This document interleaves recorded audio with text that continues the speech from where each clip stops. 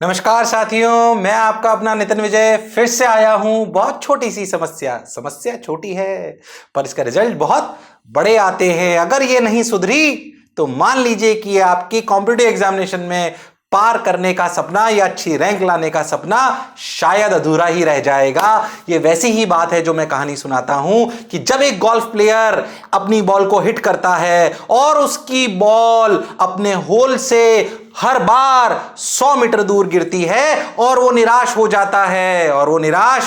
जाता है तो उसका कोच उसको कहता है कि तुम इतनी दूर बॉल इतनी मार रहे हो क्योंकि तुम सिर्फ 1 mm की गलती कर रहे हो। ये 1 mm की गलती उस मारने वाली जगह पर है। अगर तुम अपना हिट पॉइंट 1 mm ऊपर या नीचे सरका लो तो तुम्हारी बॉल जो 100 मीटर दूर गिर रही है होल से वो उसके बिल्कुल पास गिरने लगेगी। और ऐसा वास्तविकता में होता है। मैं क्यों ये बात कह रहा हूं? क्योंकि स्पीड वो ही 1 mm का गैप है जो दिखता थोड़ा सा है।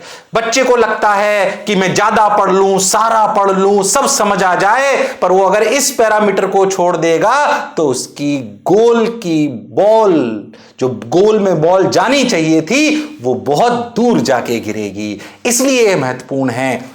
हम सब लोग जानते हैं कि अगर कॉम्पिटिटिव एग्जामिनेशन देना है तो स्पीड हमारी तेज होनी चाहिए। तेज होने के कई फायदे। क्या हम टाइम बचा लेंगे तो हमारा पेपर टाइम पे कंप्लीट होगा, वरना हो सकता है कि स्पीड धीरे हुई तो हम पेपर ही कंप्लीट ना कर पाएं और ऐसे सवालों को भी ना कर पाएं जो हमें आते थे। और सोचो, अगर हमने और स्पीड बढ़ा ली तो हमारे पास टाइम बच जाएगा सारे सवाल करने के बाद, और जो टाइम बचेगा उसमें हम वो सवाल भी कर पाएंगे जो टफ थे या जो शायद हमसे समय ज्यादा मांग रहे थे। और ये आखिरी का कुछ नंबर ही तो सिलेक्शन या ना सिलेक्शन या अच्छी रैंक या खराब रैंक का डिफरेंस तय करती है। हां सर, ये बात हम जानते हैं, इसलिए पैरामीटर बहुत इंपॉर्टेंट है। पहली बात, ऐसा वीडियो मैंने एक और एक्यूरेसी पे भी बनाया है, उसको भी आप देखने का प्रयास करें। जनरली बच्चे स्पीड और एक्यूरेसी में कंफ्यूज्ड होते हैं। मैंने वहां पे भी एग्जांपल लिया, यहां पे भी लेता हूं। जब हम साइकिल चलाना सीखते हैं तो शुरुआत में धीरे धीरे सीखते हैं। जब उसे चलाना सीख जाते हैं कि अब हम परफेक्ट हो गए हैं, ये सीखने से लेकर परफेक्ट चलाने की प्रक्रिया एक्यूरेसी है। अब इस तेज करना, स्पीड बढ़ाना है। क्या मेरी बात क्लियर है? तो सीख जाना किसी भी बात को परफेक्ट तरीके से, ये एक्यूरेसी है। जैसे साइकिल में होता है, जब हम सीखते हैं और जब हम उसे तेज चलाने की प्रक्रिया की तरफ आते हैं तो वो स्पीड है। तो स्पीड की महत्ता समझ आती है, एक्यूरेसी और स्पीड में डिफरेंस समझ में आता है।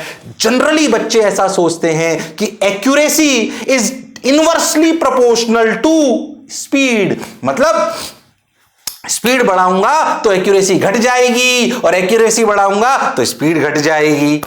पर अगर प्रैक्टिस करी जाए, ऐसा शुरुआती दौर में हो सकता है, पर अगर सीक्वेंस वाइज चला जाए कि पहले एक्यूरेसी सुधारी जाए, फिर स्पीड पे काम करा जाए और फिर दोनों की लगातार प्रैक्टिस करी जाए तो दोनों को एक साथ बढ़ाया जा सकता है। अच्छा सर, आगे बढ़ते हैं। सर, स्पीड न बढ़ने के या स्पीड बढ़ाने के कैसे कैसे कारण हैं? पहले हम समझें कि हमारी स्पीड बढ़ने में किन किन पैरामीटर्स का रोल है। ध्यान से समझें। हमारी रीडिंग स्पीड प्लस, या इसे आप सेकंड पॉइंट भी बोल सकते हो, reading speed plus understanding of question, ये एक चीज है। मतलब रीड करने से बात नहीं हुई, मैं बहुत रफ्तार में पढ़ लेता हूं, दैट डजंट मेक डिफरेंस।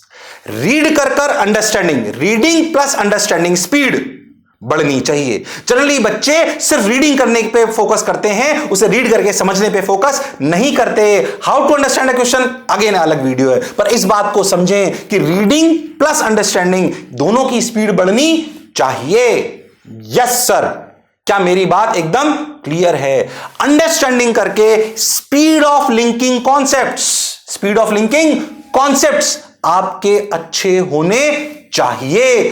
पढ़कर समझ गए पर उसे दिमाग में लिंक नहीं कर पाए कि इसमें करना क्या है, कौन सा कॉन्सेप्ट लगेगा, तो भी कोई फायदा नहीं है। और सबसे इंपॉर्टेंट बात, कैलकुलेशन स्पीड। कौन सी speed? Calculation speed. Okay sir, बात समझ आई sir. Reading plus understanding, then we will go for the linking of concepts, then we will increase the calculation speed. Okay, calculation speed या reading plus understanding. ठीक भाई, अब calculation speed में अगर अपन एक बात करें या अपन रीडिंग में बात करें, इन दोनों में एक पैरामीटर और आता है, राइटिंग। राइटिंग क्यों सर? अरे जब सवाल पढ़ोगे तो डेटा लिखोगे, जब कॉन्सेप्ट लिखोगे तो डेटा लिखोगे, तो आपकी लिखने की रफ्तार भी तेज होनी चाहिए। तो चाहो तो इसे 4 में कर सकते हो, reading plus understanding, writing, linking of concepts and calculation. ये रीडिंग ऑफ मतलब राइटिंग ऑफ कॉन्सेप्ट दोनों में काम आ सकता है, पर ये इंपॉर्टेंट बातें हैं। तो फिर से बात को समझते हैं, reading plus understanding speed, writing speed, linking of concept speed, calculation speed.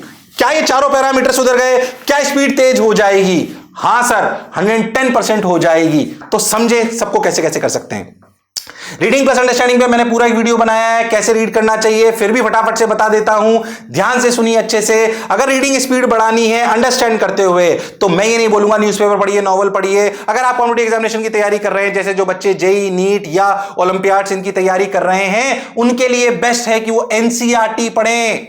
रफ्तार में उसकी लैंग्वेज थोड़ी टफ होती है, इसलिए अगर उसको पढ़कर समझने की क्षमता आप में आ गई, जितनी ज्यादा पढ़ोगे उतना सब्जेक्ट का ज्ञान भी बढ़ेगा, साथ ही साथ रीडिंग प्लस अंडरस्टैंडिंग की हैबिट भी बढ़ेगी। तो रीड इट नॉन स्टॉप, बिल्कुल पढ़ते रहें, ताकि आपकी नॉलेज भी बढ़ती जाए। मैं ऐसी जगह आपका टाइम इन्वेस्ट नहीं कराना चाहता हूं जहां पर आपका स्किल तो बढ़ जाए पर वो आपके काम का ना हो। नॉवल पढ़कर समझकर इतना फायदा सब्जेक्ट में नहीं होगा, तो क्यों ना सब्जेक्ट की ही टेक्स्ट बुक पढ़ें, ऐसे करें। रीड कैसे करना है उस पर अलग बात।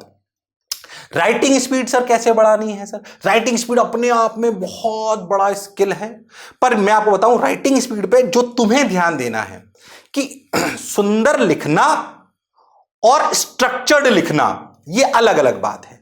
कॉम्पिटिटिव एग्जामिनेशन के लिए सुंदर लिखने की वजह से स्पीड धीरे कर लो, इस पे फोकस नहीं कर रहा हूं। स्ट्रक्चर्ड तरीके से लिखना है, जो दिमाग में आए लिखना है, फटाफट ब्लॉक्स बनाकर। जैसे अगर आप रेफर कर रहे हो तो ऐसे 4 खानों में तोड़ दो, अगर 3 कॉन्सेप्ट है तो तीनों खाने में लिख दो, खाने मतलब ब्लॉक्स में। ऐसे नहीं घिचपिच कर दिया, नहीं तो आप लिंक कर नहीं पाओगे। तो स्पीड तेज होनी चाहिए। सुंदरता के मैं बहुत फेवर में नहीं हूं कि आपकी राइटिंग बहुत सुंदर हो तो ही आपको फायदा होगा।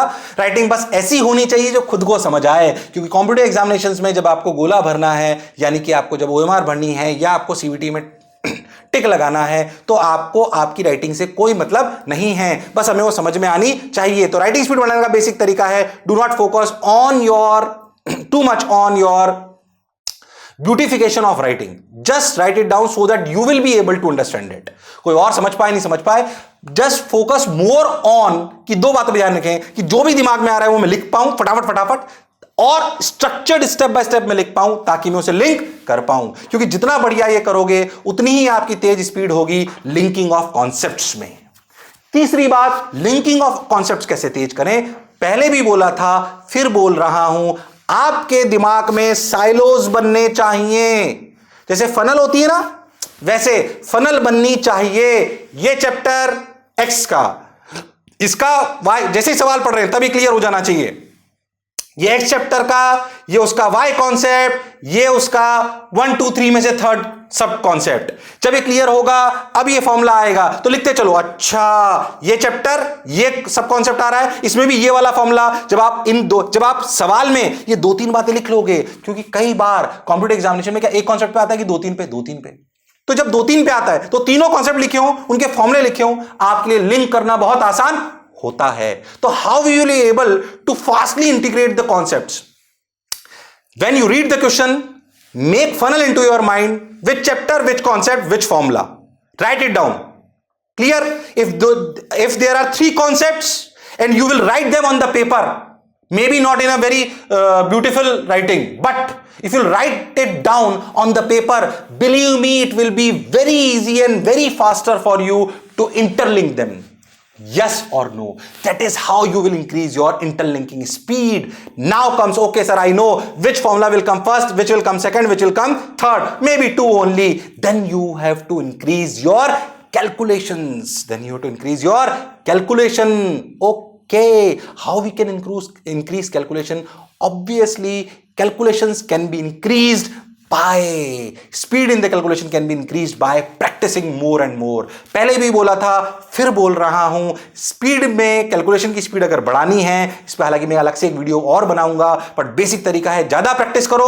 और अगर ज्यादा सवाल नहीं कर पा रहे हो तो कैलकुलेशन स्पीड के लिए पुराने ईयर्स के पेपर्स या सॉल्यूशन उठा लीजिए, उनकी कैलकुलेशन पार्ट को सिर्फ उठाइए और खुद सॉल्व कर कर आंसर तक पहुंचने का प्रयास करिए। ऐसे आपकी स्पीड पक्के से बढ़ना शुरू हो जाएगी और ये दोनों काम करेगी, ये स्पीड भी बढ़ाएगी और एक्यूरेसी भी बढ़ाएगी। रफ वर्क प्रॉपर्ली करिए, ध्यान रखिए एक्यूरेसी और स्पीड जरूर आपको लग सकता है कि ये इनवर्सली प्रोपोर्शनल है, पर अगर ढंग से करा जाए तो इन दोनों को एक साथ उनकी स्पीड बढ़ाई जा सकती है।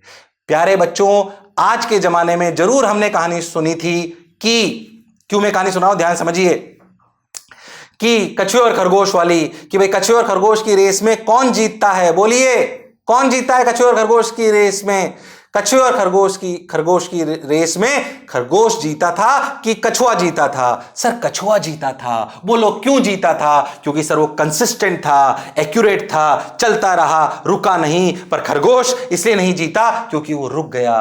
ध्यान से समझो तो आप कछुए को कंसिस्टेंट यानी कि एक्यूरेट मान सकते हो और खरगोश की स्पीड मान सकते हो। पर प्यारे बच्चों, ये कहानियां बहुत पुरानी है, मैंने भी सुनी, मेरे पिताजी ने भी सुनी, उनके पिताजी ने भी सुनी, आप भी सुन रहे हो। आज के जीवन में अगर आपको कॉम्पिटिटिव एग्जामिनेशन में पार होना है तो आप में दोनों क्वालिटी होनी चाहिए, खरगोश की जैसी स्पीड और कछुए की जैसी एक्यूरेसी या फिर कंसिस्टेंसी। हां सर, इस कहानी को सर मैंने इसलिए लेट करा है कि if you really want to crack competitive examination then accuracy and speed दोनों का आपका समावेश अच्छा होना चाहिए।